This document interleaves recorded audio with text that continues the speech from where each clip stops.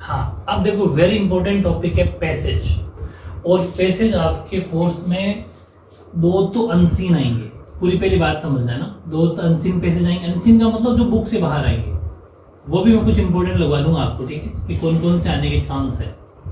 दो unseen passage जो 7-7 number के आएंगे, मतलब 14 मार्क्स तो आपको यहाँ मिलते हैं, ठीक है। और दो आएंगे सीन, दो सीन का मतलब ये बुक से आते हैं, मतलब ठीक है, ये बुक से आएंगे। और ये अपनी बुक में जो चैप्टर्स हैं उन्हीं में से आएंगे 4+4 के, ठीक है। 8 नंबर मिलते हैं आपको यहाँ।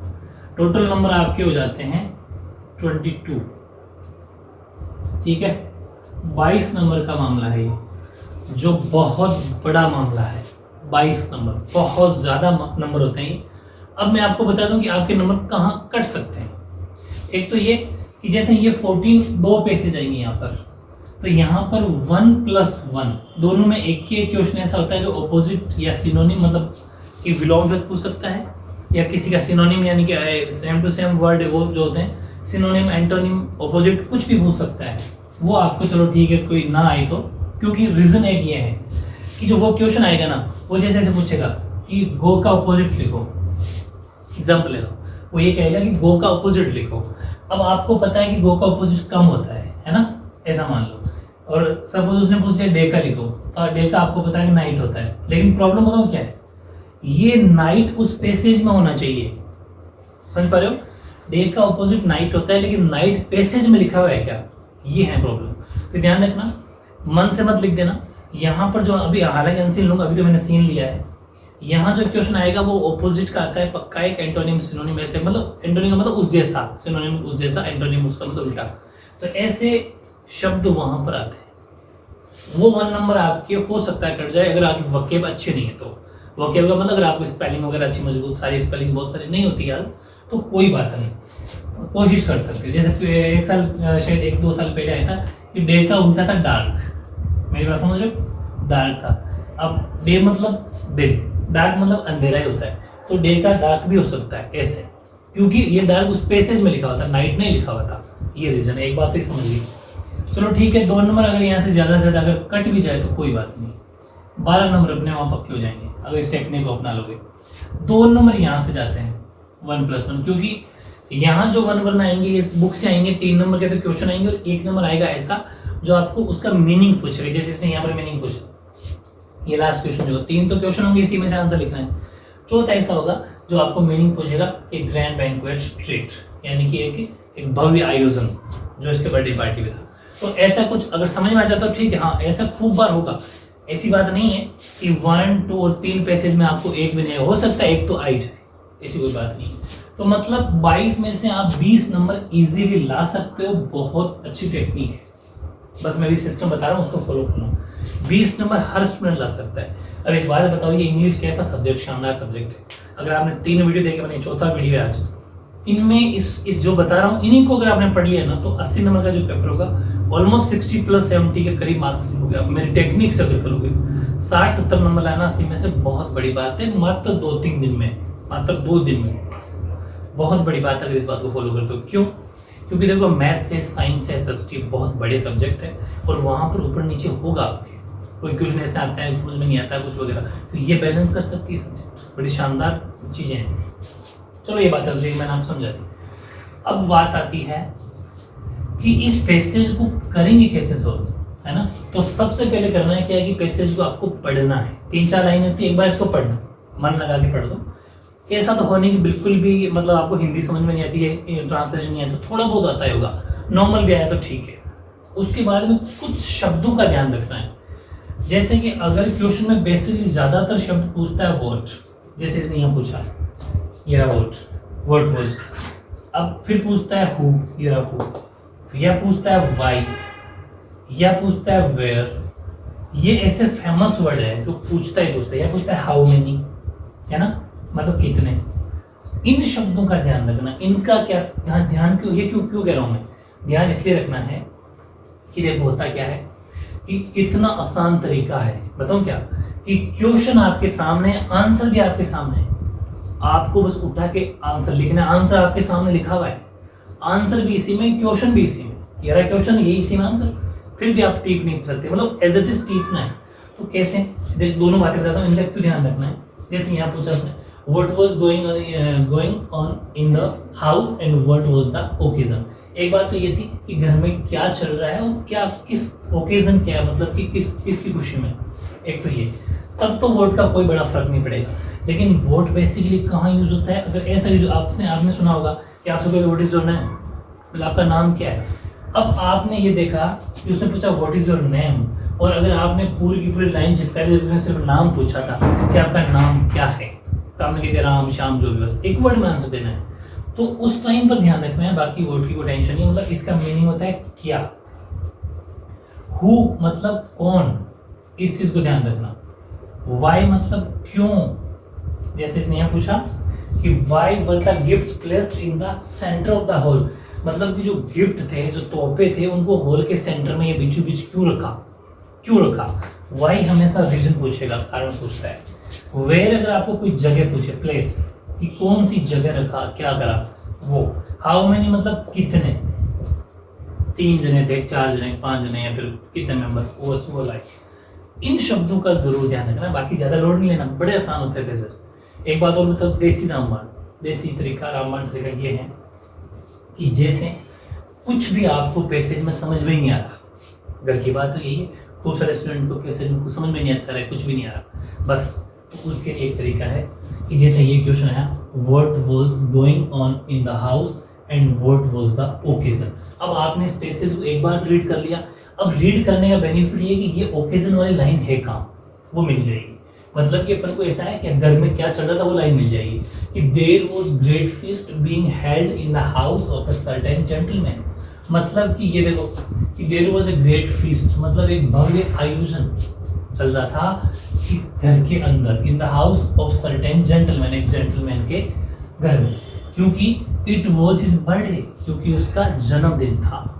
बस अगर आपने इसका आंसर यहां से पूरा का पूरा यहां तक लिख दिया ना, तो भी नंबर नहीं कटेगा, ये मेरी गारंटी है, क्योंकि मीनिंग वही है क्या कि there was great feast being held in the house, मतलब घर के अंदर एक भव्य आयोजन चल रहा था एक जेंटलमैन का, क्योंकि इट वाज हिज बर्थडे, क्योंकि वह उसका वो बर्थडे था।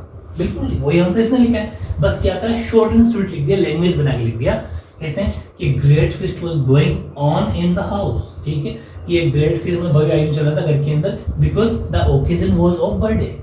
ये ओकेजन किस खुशी में था, क्योंकि उसकी बर्थडे था। कोई बात नहीं, डिट्टो लिख सकते हो, इंग्लिश मीडियम वालों के लिए इजी पड़ता है पैसेज को सोल्व करना, लेकिन हिंदी मीडियम वालों के लिए सेंटेंस बनाना मुश्किल होता है। तो कोई टेंशन लेने की जरूरत नहीं है, नंबर नहीं कटेंगे, चिपका देना पूरा का पूरा। लेकिन कुछ जगह पे ध्यान रखना, अगर किसी ने नाम पूछ लिया, जैसे सपोज जेंटलमैन पूछा, ऐसे क्वेश्चन आ जाता कि बर्थडे किसका था, बर्थडे किसका था, और फिर भी आप ये लाने चल रहा था, वहां पर इतना से लिखना है जेंटलमैन का बर्थडे। हालांकि जेंटलमैन का नाम भी दे सकता है कि जेंटलमैन कौन था, जेंटलमैन कौन था, हु वाज जेंटलमैन, और नाम देता सर्टेन जेंटलमैन रामलाल, तो आपको सिर्फ आंसर लिखना है रामलाल। बस वो थोड़ा सा ध्यान रखना है एक शब्द वोट में, बाकी कोई टेंशन नहीं, आराम से पूरा का पूरा लिख दो, नंबर नहीं कटेंगे। अब मेरी बात सुनो, फिर सेकंड क्वेश्चन से पूछा हु ब्राउट द गिफ्ट्स, थोड़ा बहुत तो जानते ही, ही ब्राउट द गिफ्ट्स, मतलब गिफ्ट किसने दिए, कौन कौन गिफ्ट लाया। तो सीधी सी बात है कि and many of his relations had come from far and near to greet him and bring him gifts. Many of his relations, मतलब उसके बहुत सारे रिश्तेदार, जो कौन कौन से थे, come from far, जो कुछ नजदीक भी थे कुछ दूर के थे, greet him and bring him gifts, वो उसे विश करने भी आए और उसके लिए गिफ्ट लाए, तोहफे लाए। पूरी लाइन डाल दो, पर वहां से पूरी मैनी से लेके पूरी ग्रेट गिफ्ट तक, बीइंग हिम गिफ्ट्स तक, नहीं मार्क्स कटेंगे, बिल्कुल सही है। बस क्या है कि आपने बखान कर दिया, थोड़ा बड़ा लिख दिया, लेकिन नंबर नहीं कटेंगे, गारंटी है। बस पूरा चिपकाना, लेकिन चिपकाते टाइम ध्यान रखना। अब इसने क्या लिखा कि the relation of far and near brought the gifts, बस सिंपल वर्ड में आंसर दिया कि रिलेटिव जो आए थे। देखो मैं उनके लिए कह रहा हूँ जिनको समझ में नहीं आता, उसके लिए सबसे बेस्ट तरीका है, नंबर नहीं कटेंगे, आप आराम से लिखो, कोई पावादा कट जाएगा उससे क्या फर्क पड़ता है। फिर देखो, फिर है तीसरा, why were the gift placed in the centre of the hall, मतलब कि उन गिफ्ट को सेंट्रल में क्यों रखा। बिल्कुल देखो, ही एंटरटेन्ड हिज गेस्ट, ठीक है, he it was his duty to look after them well, ठीक है. In the evening, he gave a great feast, and the gift which the guest brought were placed in the central hall. यहाँ से देखो, the gift which the guest brought, जो gift जो guest ने दिए थे, were placed in the central hall. वो central hall में रखे गए. ये तो क्वेश्चन है. क्वेश्चन वाला पूछता है क्यों. वाई का मतलब क्यों. ये देखो वाई, इसका मतलब आंसर यहाँ से शुरू होता है. So that all might see them, ताकि उन्हें हर कोई देख सके. भाई सेंट्रल हॉल में क्यों रखा? ताकि उन गिफ्ट को हर कोई देख सके, और जो नहीं लाया वो जाके लेके आ जाए कि यार ये सब लेके आई, मैं भी लेके लाऊं. ठीक है, मेन बात तो वो है कि उसको देख के हर कोई और ला दे. तो सो देट, लेकिन आपको वो नहीं लिखना. So that all might see them, ये आंसर. अब बताओ, मुश्किल कुछ भी नहीं है. ऐसे ढेरों पे ऐसे जाएंगे. अगर अब फिर भी कुछ स्टूडेंट ऐसा सोचा कि यार मुझे तो वो नहीं आया, यही लिखना था, कोई बात नहीं, यहाँ से लिख दो, पूरा लिख दो, क्या फर्क पड़ता है. ये क्वेश्चन है तो क्वेश्चन भी तो आंसर में लिखते हैं अपन वापस से. कोई पूछता है कि भाई आपका नाम क्या है, तो एक तो सीधे कहता है कि रामलाल, एक कहता है मेरा नाम रामलाल. तो क्या गलत थोड़ी है, दोनों ही सही है. वैसे ही ये क्वेश्चन की बात पूरी लिखी फिर आंसर लिख दिया तो भी कोई गलत नहीं है. तो पूरा लिख दोगे तो भी कोई टेंशन नहीं. और इसने लिखा कि the gift were placed in the central hall so that all might see them, बस कोई टेंशन नहीं. अब बात आती है इसकी. ये थोड़ा सा मुश्किल पड़ सकता है, लेकिन टेंशन की जरूरत नहीं है. तुक्का लगाना, ऐसा पहले सोचना. ज्यादातर क्वेश्चन आज तक जो आया है वो उसी पर आया जो इसका मेन इश्यू है. जैसे इस पैसेज का मेन इश्यू है भव्य आयोजन घर में चल रहा था. तो जहां तक के 80% या 90% क्वेश्चन वही आता है जो उस मेन फोकस प्रोग्राम क्या है. प्रोग्राम था फीस्ट, मतलब कि एक आयोजन था, बर्थडे की पार्टी थी, आयोजन था, भव्य आयोजन चल रहा था. तो ये जो अभी ना पैसेज लिया भी इंपॉर्टेंट पैसेज है. ठीक है, ये कोई कम थोड़ी, वेरी इंपॉर्टेंट पैसेज है, इसको पढ़ के जाना आप. कुछ इंपॉर्टेंट पैसेज, अभी एक अनसीन पैसेज और लेना चाहता हूँ मैं, उसकी थोड़ी और प्रैक्टिस करेंगे अपन. उसके बाद में मैं कुछ आपको सीन और अनसीन मोस्ट लगवा दूंगा, वो आपको देख के जाना है क्योंकि टाइम कम है. होता क्या है कि सारे तो देख नहीं पाओगे, लेकिन थोड़ी सी मैंने मेहनत जो की है, क्या पता उसका आपको फल मिल जाए. ठीक है, आपको तो देखना है भाई, मुश्किल से आप कितने देख पाओगे, 8-10, तो 8-10 मैं आपको लगवा देता हूँ. क्या पता उन्हीं में से काम चल जाए. ठीक है, तो हो सकता है कि इनमें से आ जाए, पूरे चांस भी रहते हैं क्योंकि पैसेज भी मुझे उम्मीद है कि रिपीट का मतलब जो लगवाते हैं वो आ जाए. वैसे सीन ये तो बुक से आना है, अनसीन कहीं से भी आ जाता है, लेकिन चांस है कि मैं कुछ ट्राई करूँगा आपके लिए. ठीक है, उनको आप एक बार देख जाना.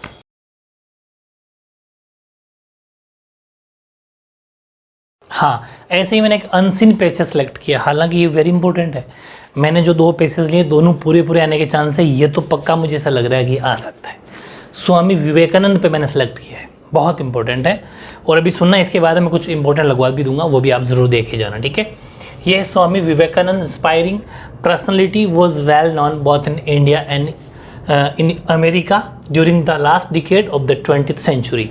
मेन चीज़ बताऊँ क्या है कि आपको एक बार इस पैसेज को पढ़ना है, लेकिन पढ़ते कुछ चीज़ें समझ में आएगी. बहुत सारी चीज़ समझ में आओ या ना हो वो कोई बात नहीं, लेकिन एक चीज़ आपके ज़रूर समझ में आ जाएगी कि जैसे इस क्वेश्चन में पूछा कि पार्लियामेंट, ये शब्द है पार्लियामेंट, तो आपको ये पता चल जाएगा कि पार्लियामेंट हमने ऊपर पढ़ा था यार. हाँ यार, पार्लियामेंट शब्द ऊपर था, मतलब इस क्वेश्चन का आंसर ढूंढना तुरंत सटीक मिल जाएगा. वरना पहले क्वेश्चन पढ़ोगे फिर आंसर ढूंढते रह जाओगे, टाइम बहुत ज़्यादा निकल जाएगा. तो एक बार इसको तन मन से बिल्कुल पढ़ना है, ध्यान लगा के. कुछ माइंड में फिट भी करना है कि हाँ ये शब्द यहाँ पर है, ये तो उसको क्वेश्चन में डायरेक्ट वहाँ पहुँच जाओ. ठीक है, ध्यान रखना. अब देखो ये यूँ कह रहे हैं कि 20वीं शताब्दी जो थी, 20वीं जो सदी थी, सेंचुरी थी, उसमें यूएस और अमेरिका के अंदर एक ग्रेट पर्सनैलिटी बन चुके थे, एक अपनी पहचान मतलब बन चुके थे. कौन? स्वामी विवेकानंद. ठीक है, अब हुआ क्या, द अननोन मॉन्क. ये मॉन्क का मतलब होता है साधु या भिक्षु. ये वेरी इंपॉर्टेंट, ऐसे शब्द लिख लिया करो. अब अननोन, जैसा एग्जाम में क्या हुआ कि यही अगर आपके एग्जाम में आ गया, तो जैसे इसने अभी शब्द यूज़ किया मॉन्क या सेंट या फिर मैसेंजर, अब यहाँ पर शब्द चेंज कर सकता है, वो पैसेज ही दे देगा, लेकिन एग्जामिनर यहाँ पर आपको कुछ शब्द अलग पूछ सकता है. इसलिए मैं कुछ बातें लिखाऊंगा, उनकी हिंदी लिख लेना. मॉन्क का मतलब साधु, सॉरी भिक्षु होता है, या फिर ऐसा मान लो कि साधु. तो ये अननोन मॉन्क एक ऐसा भिक्षु था जो कहाँ चला गया. India suddenly left into at the parliament of religious in Chicago in 1893. ये जो ऐसा अननोन मतलब बिना अनजान सा भिक्षु जो कुछ ज़्यादा जानता भी नहीं, वो सीधे कहाँ चले गए, शिकागो. वहाँ पर एक सम्मेलन था और वहाँ पर हिंदू धर्म का प्रतिनिधित्व किया था इन्होंने 1893 में, एट विच ही रिप्रेजेंटेड हिंदुइज्म. 1893 में ये स्वामी विवेकानंद ने हमारे वहाँ हिंदू धर्म का इन्होंने रिप्रेजेंटेटिव किया, मतलब प्रतिनिधित्व किया, ठीक है। ओके, अब हुआ क्या, हिज वास्ट नॉलेज का मतलब बहुत ज़्यादा नॉलेज, अच्छा नॉलेज, ज्ञान कहाँ था, of eastern and western culture. इनको ईस्टर्न और वेस्टर्न दोनों कल्चर का नॉलेज था। दोनों कल्चर का मतलब होता है वहाँ की संस्कृति का नॉलेज था, as well as him deep spiritual insight. इसीलिए मतलब देखो, स्पिरिचुअल इंसाइट का मतलब होता है आंतरिक अनुभूति, समझ पा रहे हो। स्पिरिचुअल का मतलब होता है कि वो धार्मिक हो गया, आध्यात्मिक हो गया। इसका मतलब होता है आध्यात्मिक, और इसका मतलब अनुभूति, आध्यात्मिक अनुभूति। एक वेरी इंपॉर्टेंट शब्द है फर्विड इलोक्वेंस। फर्विड इलोक्वेंस का मतलब होता है उत्साह। लिख देता हूँ, बहुत इंपॉर्टेंट है, ये मीनिंग भी पूछ सकते हैं आपसे, ठीक है, उत्साह। और स्पिरिचुअल इनसाइट का मतलब क्या हो गया, आध्यात्मिक मतलब शक्ति, आध्यात्मिक शक्ति या फिर आध्यात्मिक अनुभूति, ठीक है। और एक शब्द है ब्रिलियंट कन्वर्सेशन, ये तो समझ गए होंगे, शानदार बातचीत करने का तरीका था, ठीक है। और ह्यूमन सिंपैथी, सिंपैथी का मतलब होता है सहानुभूति, किसी के प्रति, इंसानों के प्रति सहानुभूति, प्यार। और कलरफुल पर्सनैलिटी, रंगीन मिजाज आदमी थे, होता है ना।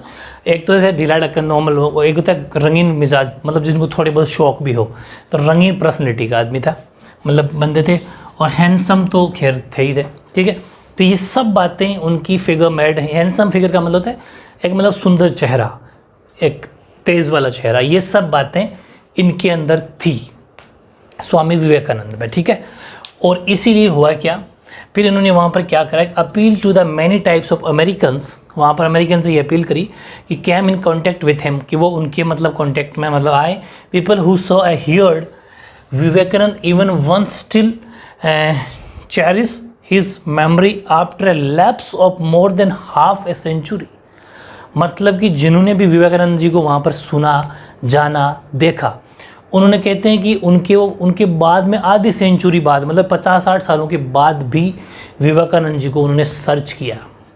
इतना मतलब उनकी उस स्पीच से, उस भाषण से प्रभावित हुए अमेरिकन्स लोग, ठीक है। फिर in America Vivekananda mission was the interpretation of India spiritual culture, especially in its Vedantic setting. मतलब हमारे लिए इनका जो ये सफ़र रहा वो बहुत शानदार था। वहाँ पर जाके इंडिया के आध्यात्मिक कल्चर का बहुत ज़्यादा प्रभाव हमारा वहाँ पर, हमारी संस्कृति को उन्होंने वहाँ पर दिखाया। लेकिन स्पेशली हमारे वेदों को, वेदांतिक सेटिंग का मतलब है स्पेशली हमारे वेदों की जो बात थी, वेदों की ओर चलो, ऐसी बातें वहाँ पर करी। और वेदों के बारे में इन्होंने वहाँ पर हमारी मतलब देश की थी वो एक शानदार बात करी। ये भी he also try to enrich religion, ये सारी वही बात है American through humanistic technique of Vedantic philosophy, मतलब हमारे वेदों की जो फिलोसॉफी थी उनको वहाँ पर समझा थी, ये सब बातें। अब मेरी बात सुनो, ये कुछ ऐसे वर्ड को आपको क्या करना है, डिक्शनरी टाइप जो वर्ड होते हैं वो सिलेक्ट करके उनका मीनिंग जरूर ढूंढ के रखा करो। अनसीन है क्योंकि लास्ट के 2 क्वेश्चन इसमें यहाँ से आएंगे, तो 2 नंबर का मामला है, ठीक है। अब देखो कैसे क्वेश्चन आए, जैसे सोल्व करना सिखाता हूँ। इसने कहा, पहला क्वेश्चन है when and where was the parliament of Religion held. बहुत ईजी है। वेन का मतलब कब और वेयर का मतलब कहाँ, ये तो मैं भी कह रहा हूँ ना, ऐसे वर्ड यहाँ पकड़ना है बस। तो ये यूँ कह रहे हैं कि जो पार्लियामेंट जो रिलीजियस हुआ था वो कब और कहाँ हुआ। पार्लियामेंट मतलब संसद में जो वहाँ पर हुआ था शिकागो में, वो कब हुआ, तो आपको सबको पता चल गया 1893 में। वो कहाँ हुआ, शिकागो में हुआ। आंसर ये रहा। अब आपको क्या जिसको नहीं पता, कुछ भी नहीं पता, तो वो क्या लिख देगा, ईजिली लिख लेगा कि यहाँ से देखो बिल्कुल डिट्टो सेम है, द पार्लियामेंट ऑफ रिलीजियस, यहाँ से वर्ड उठा लिया, सीधे आ जाओ यहाँ, the parliament of religious in Chicago in 1893, बस खत्म, पूरे नंबर मिल जाएंगे। तो मतलब वर्ड ढूंढ लो, एक बार पढ़ लो और फिर जैसा मिलता जुलता है वो लिख दो, फुल मार्क्स। अगला, और रिप्रेजेंट किसने किया था, तो Swami Vivekananda represented Hinduism there. वहाँ पर स्वामी विवेकानंद ने हिंदुइज्म को मतलब कि प्रमोट किया था। आगे, mention 2 qualities of Vivekananda personality. इतना तो सभी जानते हो, कोई 2 क्वालिटी बताओ किनकी, विवेकानंद जी की। तो बहुत शानदार पर्सनैलिटी थी। ही हैज़ वास्ट नॉलेज का मैं अभी पढ़ा था, ये रहा, his vast knowledge of eastern and western culture. इनको बहुत ज़्यादा ईस्टर्न वेस्टर्न का, पश्चिम और पूर्वी जो संस्कृति उनका पूरा का पूरा नॉलेज था, ठीक है। तो ये लिख दिया अपन ने नॉलेज। दूसरा, he had deep spiritual insight, वह आध्यात्मिक जो उनकी जो अनुभूति थी उनके भी जानते थे वो, ठीक है। ये बातें हो गई। या फिर और भी आप कुछ भी लिख सकते हो इसके ऊपर से, है ना। How did Vivekananda impress people who came in contact with him, he came in contact with him, ऊपर पढ़ के आ रहे थे अभी अपन, चलो ही केम कॉन्टैक्ट वाला, तो देखो बड़ा आसान है, यहाँ से अपने पढ़ा था कि ही वॉज, यहाँ से पढ़ने के बाद में ये रहा, ही came in contact with him, ये वर्ड दिख गया, इसका मतलब वो इनके कॉन्टैक्ट में कैसे आए, तो आप यहाँ से पूरा का पूरा लिख सकते हो, जिन्होंने लिखा कि Vivekananda impressed people who came in contact with him, ये तो पूरा क्वेश्चन है, किसके द्वारा, हिज फॉरवर्ड, यहाँ से लिखा है उत्साह, भाई उत्साहवर्धक भाषण देते थे वो, शानदार, ठीक है, brilliant conversation, broad human sympathy, colourful personality, handsome figure, ये सब इनके कारण थे, इस वजह से लोग अट्रैक्ट हुए, क्योंकि ये बहुत ज़रूरी होता है किसी में, कोई भी, जैसे पॉलिटिशियन को देख लो आप, किसी भी राजनीतिज्ञ को देख लो, सक्सेस वही हुआ जिसको भाषण देना अच्छा आता है, लाइक मोदी जी, बोलना जिसको अच्छा आता है, लोगों को रुझाने का जिसके पास सिस्टम है वो हमेशा आगे रहते हैं,